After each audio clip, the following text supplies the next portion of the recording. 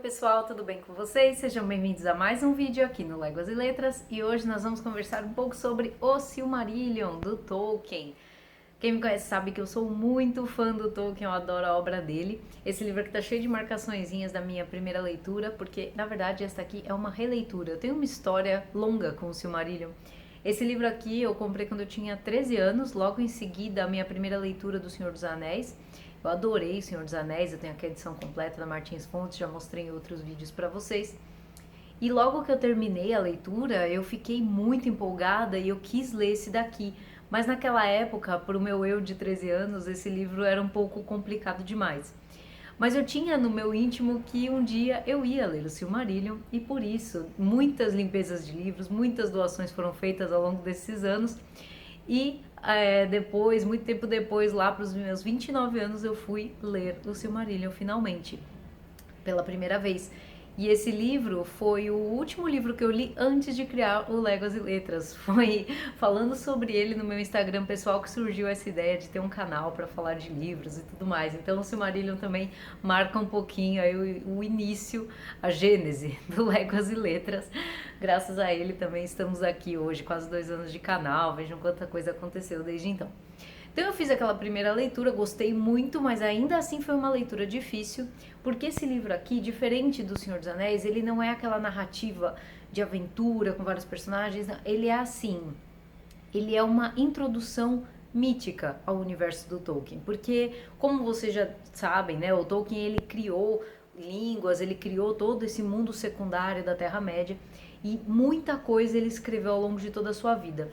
No meu primeiro vídeo aqui do canal, que é sobre a biografia do Tolkien, do Humphrey Carpenter, aliás, muito bom aquele livro também, ele vai contar que o Tolkien, ao longo de toda a sua vida, preparou o Silmarillion. E esse livro ele foi publicado póstumamente graças ao trabalho do filho dele, o Christopher Tolkien, que já trabalhou em tantos outros livros que eu já mostrei aqui no canal, os contos independentes, os contos inacabados, né, de Beren e Lúthien, também Queda de Gondolin, Os Filhos de Húrin, esses livros que estão sendo lançados atualmente pela HarperCollins. Então, os únicos livros realmente revisados pelo Tolkien são O Hobbit e O Senhor dos Anéis. Esse aqui, que era a sua obra máxima, era esse livro que ele queria publicar quando ele publicou O Senhor dos Anéis e O Hobbit, ele foi publicado só póstumamente. E por isso ele é bem complicado, porque ele tem toda essa explicação mítica do universo do Tolkien. Então, apesar de ele ser cronologicamente, né, se a gente for pensar em estudar a obra do Tolkien, cronologicamente esse aqui poderia ser o primeiro, não é muito legal começar por ele, porque você vai ficar bem confuso. Então eu recomendo, caso você tenha lido pela primeira vez o Silmarillion achado meio complicado, meio difícil, espere, siga lendo outras obras do Tolkien e depois retorne a esse livro, porque é um espetáculo. Quando você tem esse já conhecimento, essa base toda, a leitura do Silmarillion é maravilhosa. Então, o que o meu eu de 13 anos não conseguiu fazer, o meu eu de 29 fez, com um pouco de dificuldade, aqui cheio de marcações, e agora o meu eu de 31 fez novamente e está apaixonada por esse livro maravilhoso. Então, como eu disse, é uma introdução mítica. E para o Tolkien, o que é um mito? Um mito, ele é uma história através da qual você passa verdades que seriam incompreensíveis de outra maneira. E através dessa argumentação, ele até converteu o C.S. Lewis ao cristianismo e ele vai trazer esses mitos aqui. O Silmarillion, ele tem uma grande inspiração cristã, não existe como o Tolkien não gostava muito dessa ideia de você ficar olhando a obra através da biografia do autor. Mas ele mesmo dizia, ele era profundamente católico. Então, muito difícil não ver o Silmarillion com esses olhos, não ver toda a obra dele com um pouco desse olhar. Ainda que você não siga a religião católica e tudo mais, se você conhecer o básico, os dogmas básicos, você vai ver que tem muita coisa aqui no Silmarillion que reflete. Inclusive tem cenas muito parecidas, eu vou deixar lá pro segundo vídeo de análise. Então esse aqui é a apresentação e na segunda parte nós vamos ter análises com spoilers, como eu faço com outros tipos de livro também. É claro que o Tolkien ele tinha um grande conhecimento de mitologia nórdica também, ele tinha um grande conhecimento de contos de fada em geral. Inclusive ele tem um ensaio sobre contos de fadas no livro Árvore e Folha, que eu pretendo ler em breve, vou deixar aqui a capa para vocês, lançou pela Harper, coisa maravilhosa também. Tem esse ensaio. E todo esse conhecimento dele influenciou no Silmarillion, isso é óbvio, em toda a sua obra. Mas o que eu tenho um pouco mais assim de contato, que eu conheço um pouco melhor a ponto de notar essas referências, são essas ideias mais ligadas ao catolicismo. Especialmente sobre essas referências católicas no Silmarillion e tudo mais. Tem um vídeo excelente no Tolkien Talk com o padre Paulo Ricardo. Ele tem um curso, na época ele estava lançando um curso sobre o Senhor dos Anéis, e ele fez esse vídeo sobre o Silmarillion. Muita coisa ali eu aprendi com ele, vou trazer um pouquinho aqui desses elementos no vídeo, outras coisas que eu identifiquei fazendo agora uma leitura da Bíblia que eu tenho feito. Então é muito rica, é uma chave de leitura muito promissora. Você consegue encontrar muita coisa das ideias cristãs na obra do Tolkien, sem dúvida alguma. Embora você possa ter uma chave de leitura mais voltada para as línguas ou para as outras mitologias, também tem outras referências mitológicas que eu peguei, vou trazer para vocês, não se preocupem. Então tem toda essa chave de leitura, mas a católica ela é bem forte aqui, essa veia católica. Então essa minha edição aqui ela é bem antiga, como eu disse a vocês, ela é da WMF, mas da Martins Fontes, mas existe hoje uma versão super atualizada pela HarperCollins que tem feito lançamentos incríveis do Tolkien, os mais recentes são deles. Vou deixar a capa aqui para vocês do Silmarillion mais atualizado. Esse aqui, ele foi traduzido, organizado pelo Christopher, tradução da Valdeia Barcelos. E aqui o Ronald Kimsey, que hoje é tradutor na Harper, ele era revisor técnico nessa época. Então, o Silmarillion, por que o Silmarillion? Porque a principal história que vai ser tratada nesse livro é a história das Silmarils, Quenta Silmarillion. E as Silmarils são umas pedras preciosas, nós vamos falar sobre elas, mas esse livro, além dessa principal história, que é o Quenta Silmarillion, vários capítulos, ele contém também o Ainur Lindale, que é a canção dos Ainur, basicamente ele vai ser um Gênesis. Então, eu já conto pra vocês como vai ser. O Gênesis da história aqui, né, do mundo do Tolkien. Tem o Vala Quenta, em seguida, que é a história dos Valar. Em seguida, o Quenta Silmarillion. O Akallabeth, que vai falar sobre a queda de Númenor. Sobre Númenor, a gente já falou um pouco no vídeo sobre os Contos Inacabados. Também vou deixar o link aqui na descrição do vídeo. E a última parte vai ser dos Anéis de Poder e da Terceira Era, que aqui já são os fatos relacionados à história da trilogia do Senhor dos Anéis. Então, vamos lá falar um pouquinho aqui. De uma forma geral, Ainur Lindale, ele é esse Gênesis, é uma explicação de como o mundo foi criado. E é super legal porque o próprio padre Paulo Ricardo falou no vídeo que muitas pessoas falam que o Tolkien tinha vários deuses, mas não, ele era bem monoteísta. E isso já se explica na primeira frase aqui do nosso Silmarillion.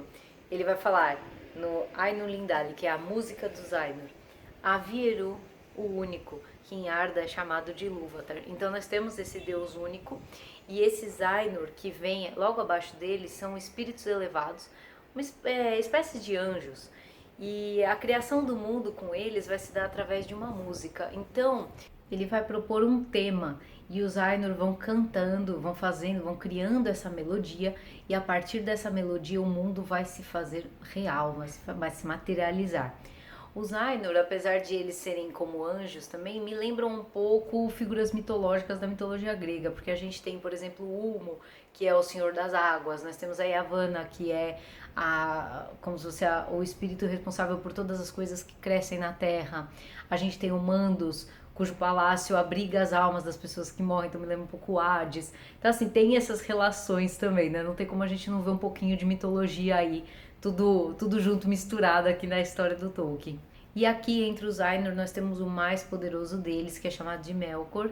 E o Melkor, ele vai ser uma espécie de anjo caído, ele vai ser o nosso Lúcifer aqui do mundo do Tolkien, porque Melkor ele vai ter muita inveja dos demais Ainur, do poder dos outros, apesar dele mesmo ser bastante poderoso, e ele vai já começar a enfrentar os Ainur por conta dessa inveja que ele tem, dessa criação do mundo.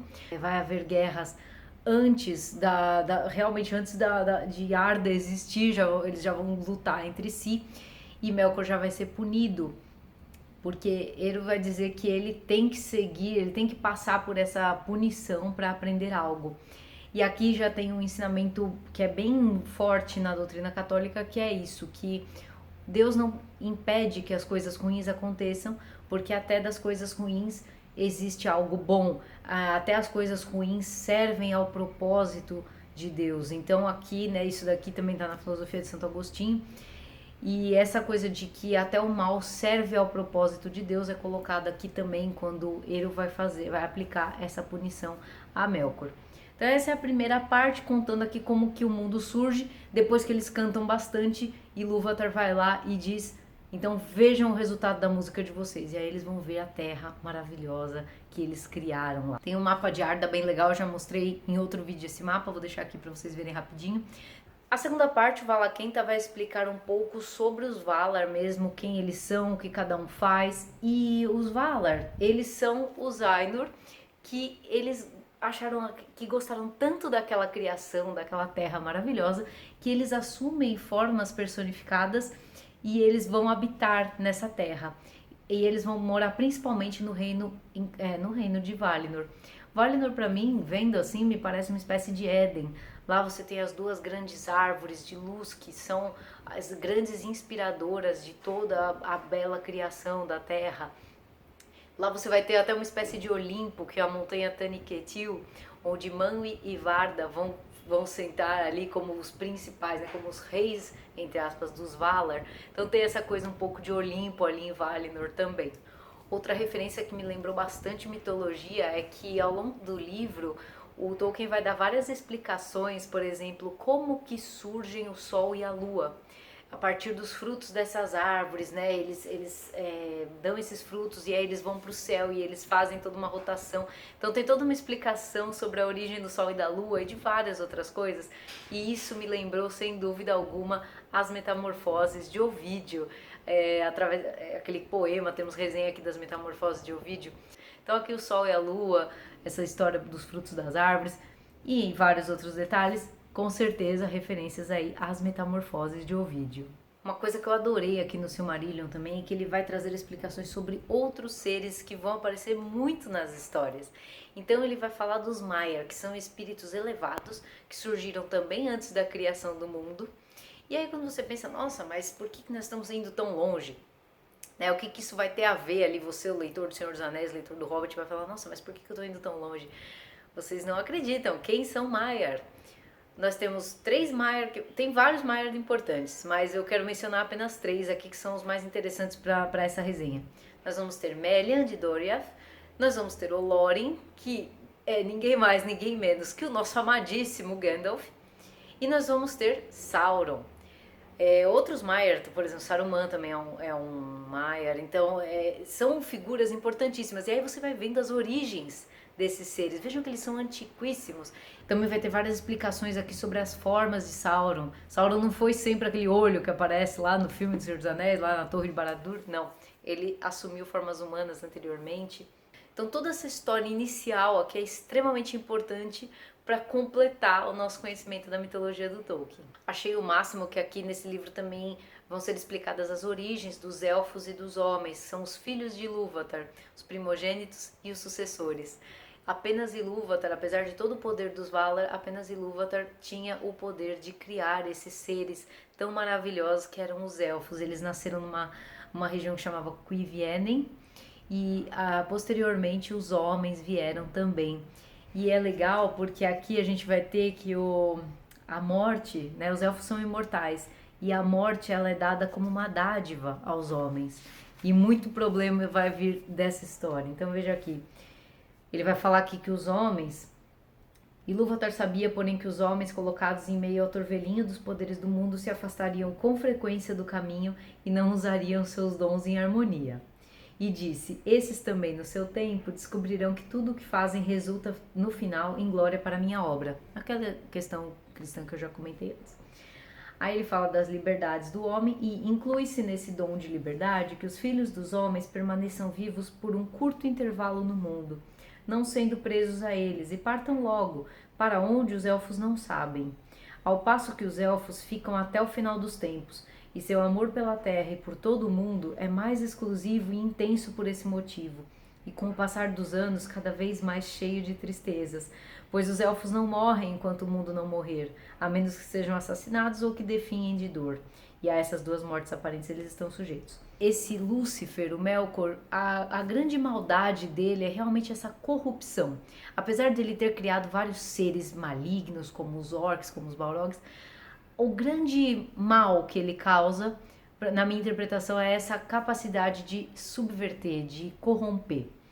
E esse problema em relação à morte, né? Vejam que o dom da morte, ela ser uma dádiva, em contrapartida à imortalidade, nós já falamos sobre isso até em Saramago, né? Nas Intermitências da Morte, vou deixar aqui também o link para a descrição do vídeo. Então essa questão, ser imortal ou ser mortal, o que é melhor? É tema de várias outras obras. E essa revolta contra a mortalidade é que vai levar à queda de Númenor, como nós vamos falar mais para frente. Isso nós falamos apenas do início. Vamos falar agora do Quenta Silmarillion. Quenta Silmarillion, então, é a história da Silmarils. E aqui, para mim, existe uma interpretação para mim, no sentido de que a criação dessas gemas preciosas que continham a luz das árvores primordiais e que eram muito cobiçadas pelo Melkor, ela é uma espécie de pecado original, assim, por assim dizer. Porque a partir da criação da Silmarils, pelo elfo superpoderoso chamado Fëanor, ele é filho de um dos primogênitos, o Finwë. Esse primeiro filho dele, o Fëanor, ele tinha grande habilidade, ele criou essas gemas, e isso é como se fosse um gatilho para todas as histórias que vêm posteriormente, e todas as desgraças e tristezas e cisões e guerras. Então, para mim, essa instigação na criação da Silmarils e o que vai acontecer a partir disso é como se fosse uma espécie de pecado original. Porque o Fëanor vai ser influenciado pelo Melkor, que vai tentar convencê-lo de que os Valar querem a Silmarils que ele criou. E aí, a partir daí, gera toda uma revolução do Fëanor e dos seus filhos contra os Valar. Nisso, o Melkor aproveita para roubar Silmarils para ele, e aí a história segue. Então é bem interessante ver como que essas questões materiais vão ser tratadas aqui nessa parte do Quenta Silmarillion. Essa parte também conta com as histórias que são tratadas depois em livros separados. Por exemplo, Beren Lúthien, Os Filhos de Húrin. Eu tô aqui com A Queda de Gondolin, que eu vou citar um trecho para vocês lá na segunda parte, bem legal da análise. Então, esses contos que estão tratados de forma mais detalhada, com o processo criativo do Tolkien, naqueles livros separados que hoje são vendidos pela Harper, estão todos resumidos aqui. Então, um aviso, se você for assistir a segunda parte, eventualmente você vai ter um pouco de spoiler daquelas histórias também, é inevitável pra gente poder fazer as análises. O Akallabêth, como eu disse, é a queda de Númenor, falando sobre essa revolta contra a mortalidade, e finalmente dos Anéis de Poder e da Terceira Era. E aqui nós vamos ver que o mal não para de trabalhar, né? Então você tem aqui, em primeiro lugar, a Silmarils causando toda essa confusão, guerras e tudo mais, artefatos fabricados pelos elfos, e a partir daqui nesse final nós vamos ter os anéis que também foram criados pelos elfos, mas aí já tem o Sauron trabalhando nesse engano, nessa corrupção para tomar conta deles, e criou um anel que aparece lá no Senhor dos Anéis, e todo esse desejo de poder e essas cisões que ele vai provocar com essa vontade de poder que ele tem. Ele, como servo de Morgoth, segue praticando o mal. E uma curiosidade aqui, só pra gente concluir, é que todos os anéis eram élficos. Então a gente sabe que eram 9 para os homens, 7 para os anões, 3 para os elfos e o 1 que governava todos os demais anéis. Mas todos os anéis eram élficos, porque o neto do Fëanor, o criador da Silmarils, que é o Celebrimbor, ele fez todos os anéis, vários anéis élficos, e quando eles se deram conta desse desejo do Sauron de se apoderar deles e comandá-los através do eles tentaram sumir com esses anéis. Vários deles foram feitos sob a influência do Sauron, exceto os 3 anéis élficos que estão com a Galadriel, com o Gandalf, que é o anel que estava com o elfo chamado Círdan, e com o Elrond. Então esses 3 anéis não foram feitos com a influência de Sauron, mas os outros sim. E quando eles tentaram dar cabo dos anéis, o Sauron conseguiu se apropriar dos 9 anéis que ele vai dar para os reis homens, inclusive alguns são da Ilha de Númenor, e os 7 que ele vai dar para os anões. Anões ou anãos, vocês já sabem dessa discussão, eu tenho um pouco de dificuldade de utilizar o termo anãos, porque aqui nessa tradução e nas que eu mais li, né, está como anões. Mas me perdoem, vamos aí tentar adaptar ao anãos. Então essa é a apresentação. Silmarillion é um livro maravilhoso. Aqui no final, nessa minha edição, temos alguns mapinhas de Beleriand que ajudam bastante, mas mais do que os mapas, para esse livro eu usei muito as árvores genealógicas, especialmente essas aqui que explicam as cisões dos grupos de elfos, porque os elfos nascem lá num canto da Terra-média, aí alguns vão para Valinor, outros não vão, ficam lá na Terra-média. Depois que eles chegam lá, tem todo aquele problema com Fëanor que eu falei. Eles voltam, alguns voltam, outros não voltam. Existem toda a guerra, então assim, tem toda uma divisão desses grupos de elfos. É bem complexo na primeira leitura. E aqui as árvores genealógicas também dos personagens principais, que a gente vai gostar muito de observar também. Mas essa aqui dos grupos de elfos foi a que eu mais precisei consultar ao longo da leitura. Então essa é a minha apresentação, espero que vocês tenham gostado desse vídeo, tenham ficado instigados a ler o Silmarillion. É uma obra maravilhosa, vale muito a pena ler e reler depois de um tempo, porque aí os conceitos vão assentando, vão criando morada aí na nossa mente, fica muito mais prazerosa a leitura. Se você quer saber mais, fique para o próximo vídeo que nós vamos fazer algumas análises sobre essa obra. Muito obrigado, pessoal, um grande abraço a todos e até o próximo vídeo.